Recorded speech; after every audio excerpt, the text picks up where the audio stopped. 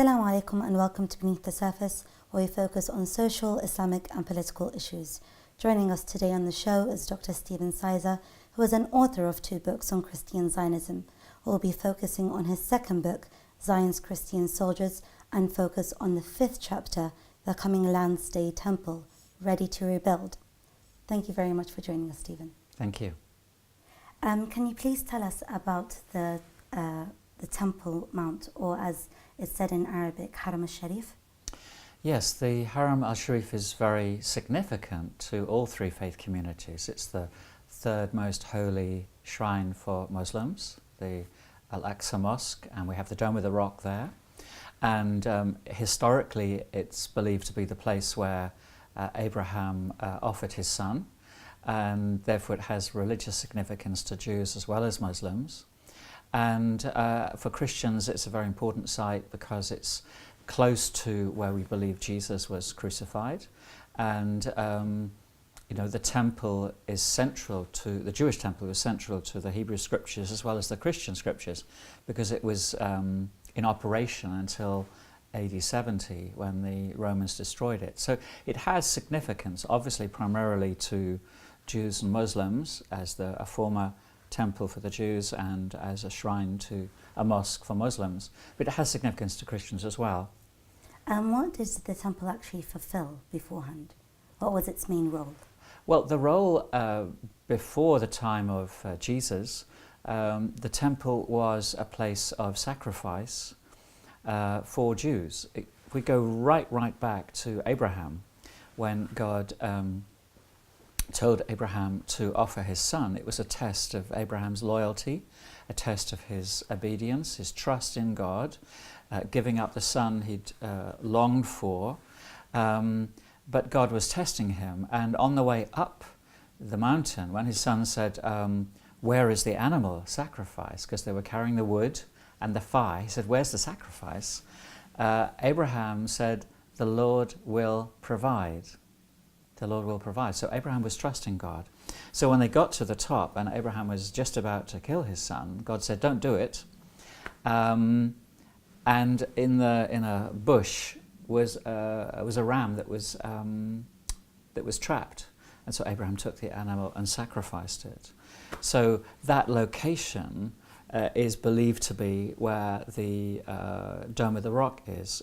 If you look at the Dome of the Rock in terms of its architecture, kind of a slice through the side of Jerusalem, you'll see that it is a hill, and at the top is where we believe Abraham was going to offer his son, where God provided a sacrifice. And then when God's people were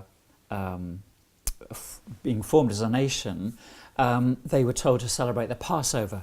The Passover was a sacrifice of an animal to atone for their sin. When they came out of Egypt, the angel of death passed over God's people when they offered the sacrifice instead, and they had to put the blood on the side of the doors and on the lintel so that the angel of death would pass over. Well, when they came out of Egypt in the wilderness, they continued to offer a sacrifice as an atonement for their sin. But when they settled in the land and Jerusalem became their capital, King David built a temple, and it was in the temple Solomon actually built, his son, that those sacrifices continued right through to the time of Jesus. Does this act continue today, like to the Jewish people who live in Palestine? Do they go to the temple and sacrifice, or is that... No. When the temple was destroyed in the 1st century AD by the Romans, the Jewish community was dispersed, and they continued to celebrate Passover, remembering God's deliverance in the past. But because they had no temple, it became a family tradition, a family meal, but without the sacrifice. So they continued to go through the ritual, if you like, and seek God's forgiveness for their sin, but without the Passover lamb being sacrificed. And so when the Jews came back to the land in the end of the 19th century, early 20th century, there was a debate between the religious leaders and the political leaders as to whether to rebuild the temple. But by then, obviously, the Dome of the Rock was there. And it was decided not to destroy the Dome of the Rock in 67, when the Zionists captured Jerusalem from the Palestinians and from the Jordanians. They decided to leave the status as it was, but they cleared a large part of the Jewish quarter of Jerusalem to create an open plaza where Jews could come to the western wall of the former temple, the foundations, where they continue to pray today. And the logic was that for 2,000 years the Jews had not offered those sacrifices. They'd found other ways to seek God's forgiveness. But the religious Zionist movement, which we find particularly in the settlements, and organizations such as the Temple Mount Faithful and other what we would call extreme Jewish groups, Zionist groups, they believe that the Jewish temple must be rebuilt. And clearly there is some debate as to how to achieve that. Some Zionists pray for an earthquake to destroy the Dome of the Rock so they can rebuild the temple over this pinnacle, which was where we believe the former temple existed and where we believe Abraham offered his son. So the religious Zionists are committed to rebuilding the temple. Some of them are more militant and are willing to exert force to expel the Muslim religious community and destroy the Dome of the Rock, which would be very, very confrontational and dangerous. And since 1967, there have been around 40 or 50 or more attempts to do that by individuals, eccentric, maybe deranged, or willfully aggressive individuals who've tried to destroy the dome, either through lighting fires or other methods. But things got a lot more serious from the year 2000, because in 2000 Ariel Sharon made a very provocative visit to the Haram al-Sharif with armed troops to exert his right to visit the Dome of the Rock, which they see as a Jewish shrine. Until a few years before then, Jewish religious leaders had forbidden Jews to enter the Haram al-Sharif because they believed, we don't know where the temple was and you might be stepping on holy ground. So until the 1990s, Jews would not go onto the Temple Mount, religious Jews. But they've completely reversed that now, and almost every week Jewish settlers go onto the Haram al-Sharif. They force their way in because they're armed in order to exert their right to pray on the Haram al-Sharif. And occasionally there is conflict between the Muslim worshippers and Jewish soldiers and settlers. So it's getting more tense. And a few years ago, the Israeli Supreme High Court, gave permission for this to take place and for the temple to be rebuilt. So it's a very tense location. You add to that the archaeological excavations taking place underneath the Dome of the Rock, because the Haram al-Sharif is a flat area in that part of East Jerusalem, in the Old City, but it's made of rubble. It's made of rocks that have been placed on top of each other in order to make it flat, because it's actually a mountain. So So underneath are historic sites, former tunnels, archaeological remains of the previous settlement of Jerusalem. And some religious Jews have connected some of the tunnels that exist underneath the Dome of the Rock in order for them to go in and to pray. And they've actually broken out into the Muslim quarter of Jerusalem, taken over some houses so that they can get in that way, travel all the way along under the Haram al-Sharif to come out in the near the Western Wall. And the worry is that those archaeological excavations will actually destabilize the Dome of the Rock and cause it structural damage, or when there is an earthquake, that those combined will lead to its destruction. How come it was destroyed to begin with? Because the temple did exist beforehand. What made it destroyed? What destroyed it? Well, in the history of the Jewish people, we've seen them come and go in the land. The commands God gave to Moses was, if you obey me, you can stay in the land. The land belongs to God. It's not theirs by right, it belongs to God. And they could stay in the land as his tenants. That was one of the words that God used for his people. You're tenants. You don't own the land. I let you live in the land. But they were also warned that if you rebel against me, I will throw you out of the land. And God uses some very graphic language. He says, the land will vomit you out if you rebel against me. And that happened on several occasions during the time of the Israelites. The 10 northern tribes were expelled to Assyria and never came back. The 2 southern tribes, Judah and Benjamin, they were expelled to Babylon, and they eventually did come back after about 70 years when they repented under the prophets Ezra and Nehemiah. So it's gone like this, waxed and waned.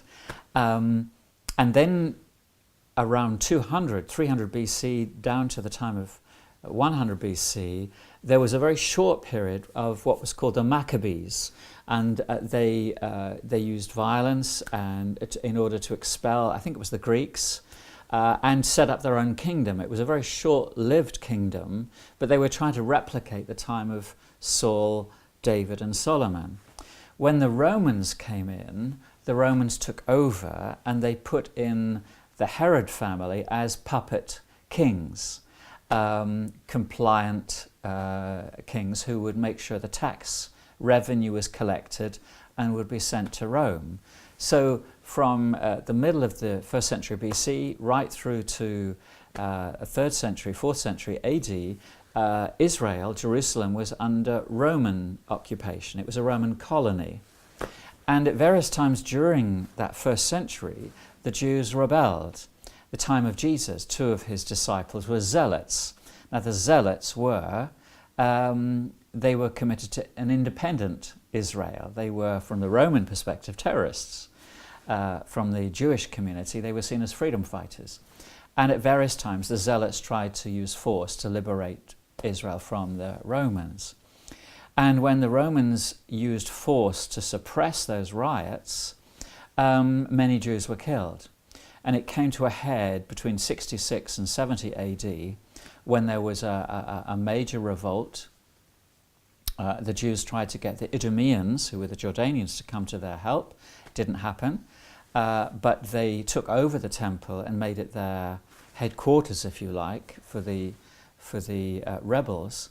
And the Romans came in ruthlessly and killed everyone and destroyed everything, including the temple. The final group of Jewish settlers, zealots, made it to Masada, which was a hill overlooking the Dead Sea, and the final stand took place there. There was about 200 of them. They were entirely surrounded by the Romans. There was a siege that went on for a long time. And on the night, just before when the Romans were going to enter, they all committed suicide. And it was the final stand, if you like, of the Jewish revolt in that part of Palestine. So the temple was destroyed by the Romans in AD 70. They rebuilt Jerusalem as a pagan capital of that region, province of the Roman Empire. And then for around 300 years, Jerusalem was under Roman occupation. And then Constantine, who was a Roman emperor, became a Christian. suddenly there was great interest in discovering where the Christian shrines had been 300 years earlier, and that was really when the Christian community was allowed back in and began to rebuild their churches and so on. But since then, the Jews were largely expelled from the land. Some came back, some settled in the land, and under the Muslim era, they were tolerated and they were allowed to stay. They were mercilessly treated by the Crusaders. So Jerusalem has been a shared city, and the Haram al-Sharif has been a place of prayer and reflection for the three faith communities until our generation, when the Zionists have tried to make it their exclusive claim, their exclusive preserve. But then when we look at it, the Zionists mainly want to rebuild the temple now. However, for many years, the Jewish community had different traditions in remembering what Abraham, the sacrifice of Abraham. What kind of made them decide that we need to rebuild it? The fact that they were already practicing different traditions. Well, it's hard to say, because in a sense, you need to ask Jewish Zionists why they want to rebuild their temple. I see it as a religio-political agenda, really, that the Zionist agenda is to expel the Palestinians and create a Jews-only land, a state for the Jews, and it would be a contradiction to have a Muslim shrine at the heart of Jerusalem. And so I think that the aspiration of many Jews to have a temple rebuilt stems from a literal reading of the Torah, the books of Moses, which has been fused with a political agenda, or religion has been used as a cloak or a veneer to what is really a racist religious agenda, a political agenda, to make Israel exclusively for Jews. But then, like the temple, the area, Jerusalem as a whole, is a Christian, Jewish, Muslim holy land. Like all the main three religions share this land and believe it's very holy. Why can't they just come together and all pray there? As you're saying that under the actual mosque, the Jews go and pray there and everything. Can't they just keep it that way instead of removing the holy shrine as a whole? If we were talking to many Jewish people, they would agree with us that the status quo and maintaining peace and mutual respect and tolerance is the way forward, because when there is mutual respect and tolerance, the Jews themselves feel safe and feel secure to live out their faith and share the land. The problem is that the Zionists and the settler movement in particular have a different agenda. They don't see any place for other religious groups or ethnic groups in what they see as their land, and they emphasize that God gave them the land and it's theirs by right, and they will take it by force. So we're seeing the emergence progressively and increasingly made visible, a very harsh and ruthless form of racism. We could call it apartheid, that denigrates the Palestinians or denigrates Christians and Muslims, and is very aggressive and confrontational. I believe it's very short-sighted, because for a variety of reasons, Islamic groups as well as some Christian groups are not happy just to give way and allow the Zionists to do this. So we will either lead to confrontation, either local or global, as a result of this, or, God willing, the Jews in Israel will see sense and see that maintaining the status quo preserves their own identity and security as much as for the Palestinians. But it comes back to a two-state or one-state solution, and whether Jerusalem, as the international community has always envisaged, would be an international city, a place where the three faith communities can live together and worship together. You said one state or two state solution, but when we actually look at it, is any solution going to happen, going to take place? Because when we say, one state or two state solution, there's always more cons than actual pros to the idea. So, and whenever a situation would take place in Palestine, these two solutions would come up, and then it would kind of like calm things down, and then no change would actually happen. Not the one state solution or the two states. So is that just something that politicians tell us, so we just keep calm and just keep hopeful? The historic position of the international community has been to advocate for a two-state solution, to recognise the right of Israel to exist in the borders pre-1967, but to allow a Palestinian state in Gaza and the West Bank, with Jerusalem a shared city, a capital for the Jews and for the Palestinians. But as we appreciate, over time the Jews have not been willing to accept the two-state solution. They claim to want peace, but the reality is that they have transferred 500,000 Israeli Jews into the occupied territories, into the settlements, and they continue to occupy the rest of Palestine militarily. So the two-state solution is dead. There is really no basis for it.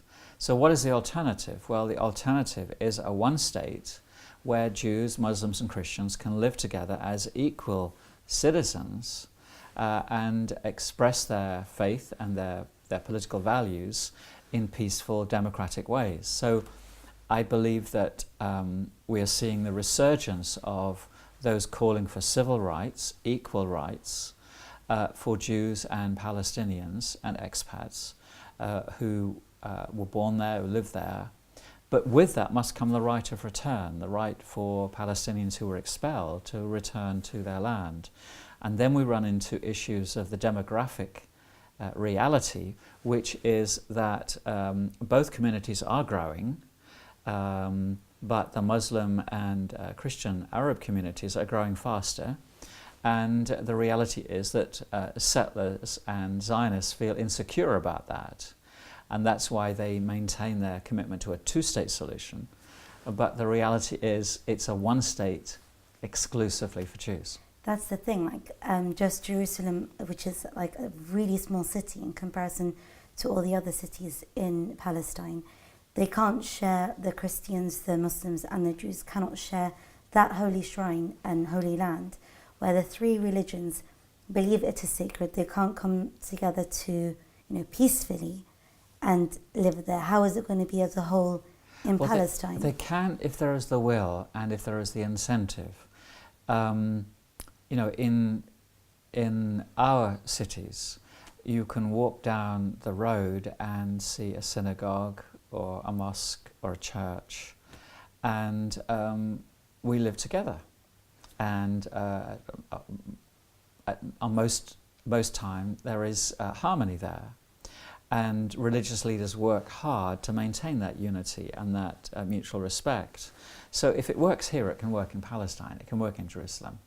But as long as the Zionist movement continues to enjoy US financial support and the US veto at the United Nations, and US pressure on the Palestinian leadership not to go to the International Court of Justice, Criminal Court, to not have recognition in the United Nations, that not recognize a Palestinian state, we see Israel can get away with whatever it wants because it knows its big brother will bully the opposition into submission.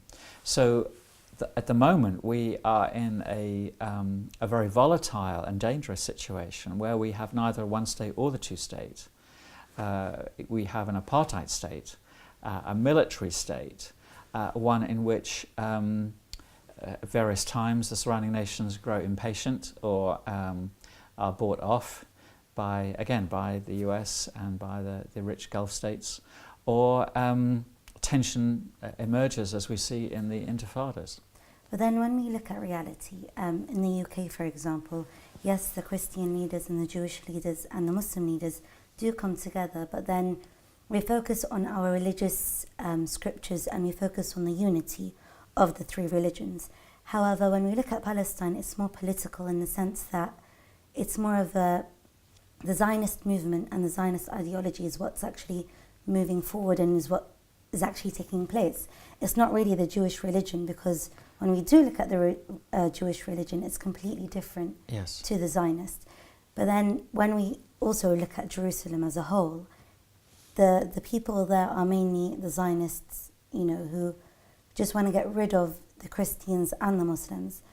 So when we look at a one-state solution, or when we just look at it, at trying to make it a peaceful city, it's very unlikely to. It's frustrating. It's very frustrating. I'm optimistic. If we go back to your analogy of the UK,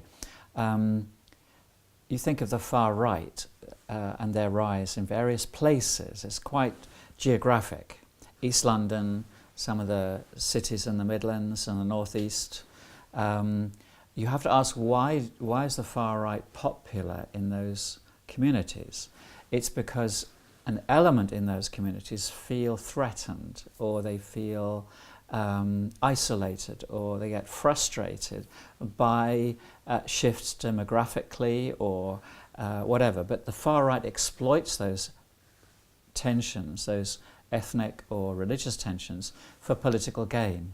And that's where the religious leaders coming together and the rule of law, that is the laws relating to incitement, to harassment, to violence and so on, when due process is followed and where the law is impartial and the law is used to maintain law and order, where those faith leaders are able to work together, there's good precedent for seeing how the far right religious extremism is expelled, is repudiated, be it Islamic extremism or Jewish extremism or Christian. So I'm confident that the way in which we handle tensions in Britain could be applied in Palestine, but only if the US ceases to be the big brother, the big bully for working with Israel, respects the rule of international law, and that organisations like the International Criminal Court and so on are able to follow through on allegations of war crimes, for example, in Gaza and so on. Those shifts toward a multilateral solution, toward the respect of international law, would force the Zionist settlers to compromise and accept that their future depends on finding a solution that is a win-win for Palestinians as well as for Jews. Does the Christian religion believe that the Muslim religious temple shrine, should be removed? Not at all. No. If we look at the Christian scriptures, the Christian tradition, it's very clear that Jesus understood that he was the temple, that there was no longer any need for the temple in Jerusalem while it was still being used. When Jesus entered the temple, he threw out the money changers and those selling animals because they were exploiting what was meant to be a place of prayer. He said, "You've turned my house into a den of robbers." And when they said, when they challenged him, he said, "Destroy this temple and I'll raise it in 3 days." What he meant was his body. And Christians believe that Jesus has fulfilled the role of the Passover lamb, that he has fulfilled the role of the high priest, that he is the one through whom we have mediation with God, that we can communicate with God. It's through him. So the temple became redundant when Jesus came to the land. And Christians believe, again, if we read the scriptures, the Gospels, when Jesus died on the cross, it says that very moment the curtain in the Jewish temple was split down the middle from top to bottom, not from the bottom up, but split like that. And it was the curtain between the shrine where they believed God resided, the Holy of Holies, and where the people met to pray. And that curtain was destroyed. And theologically, we understand that to mean that when Jesus died on the cross, he was our sacrifice in our place, so that access to God was now possible sacrifice was no longer needed, the temple was no longer needed, and therefore through Jesus' mediating work, the temple was redundant. So from that moment on, Christians no longer found it necessary to worship in a building or in Jerusalem or to pray toward Jerusalem, because the whole world belongs to God and He is accessible wherever we live through prayer and through Jesus. So there is no place for a future temple in Christian theology. So the Christian Zionists won't be actually supporting the Jewish Zionists when it comes to... Yes, unfortunately, some Christians do believe that the temple must be rebuilt. And they are a minority, Christian Zionists, they're a minority, and their use of the Bible is debatable, it's tenuous, and in my book, Zion's Christian Soldiers, we challenge that interpretation. And it goes right back to the prophet Daniel, because in the prophet Daniel's writings, he looks forward to the day when the temple would be destroyed. This was written 400, 500 years before the coming of Jesus. So it was a prophecy. Daniel, I think it's Daniel 9, Daniel 7. He says the temple will be destroyed, and then he talks about desecration of the temple. An evil individual will come and will desecrate the temple. Now, the Zionists argue, how can you desecrate a temple that's already destroyed? Now, most reasonable people would say that in the destruction, the desecration has occurred, because if something is valuable to you, something that's essential to you, and it's destroyed, it's desecrated. You can't use it anymore. But their logic is that verse 26 refers to the temple that was built by Herod about 30 BC to 66, 70 AD, and that verse 27 refers to a future temple. So we're putting a 2,000-year gap between two verses. It's not there in the text, we're not told to do it, but it's their logic for believing that a temple must be rebuilt. And in order to do that, they are supporting the Temple Mount Faithful and other extreme religious Jewish groups that are committed to rebuilding the temple.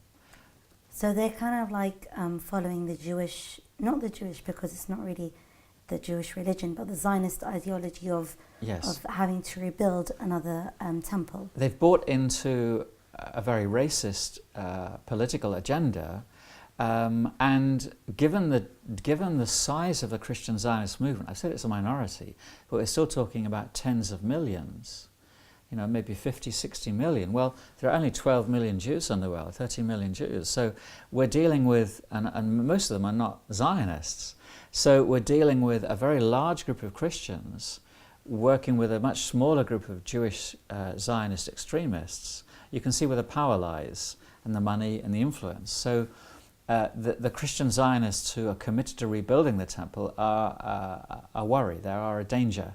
And that's why I wrote my book, and that's why we're challenging their interpretation of Scripture as well as their political agenda. It's inconsistent with the teaching of Jesus. But then with the Zionist Christians, as you mainly focus on them, how is this actually going to help them as a Christian religion? How is rebuilding the temple going to be bringing them closer to God, as that is one of the main reasons we practice religion? Well, it's to do with when Jesus returns. Christians believe that Jesus will return, and Jesus emphasized that no one knows when that will be. And therefore we should be expectant, not complacent. We should be faithful, serving God in the place and in the role He's assigned to us, according to our gifts and opportunities, but expectant, but faithful.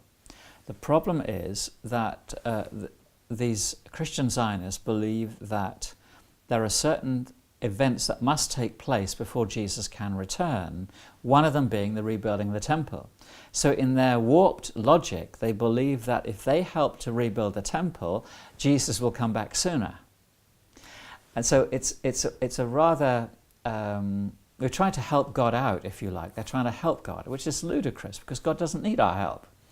But it's also linked to a view of the future which is very, what we would call apocalyptic. It's very confrontational.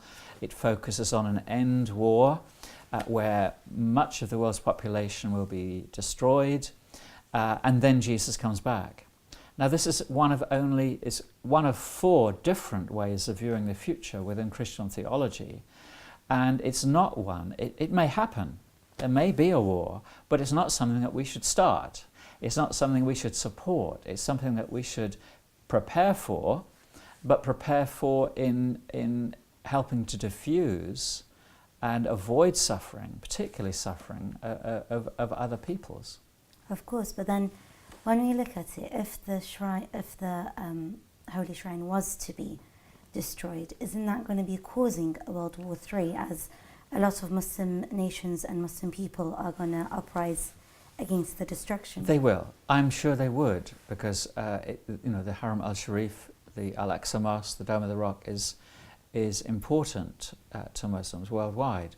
So I would anticipate something like that happening, which is why we must try and do all we can to avoid destabilizing the status quo we have there.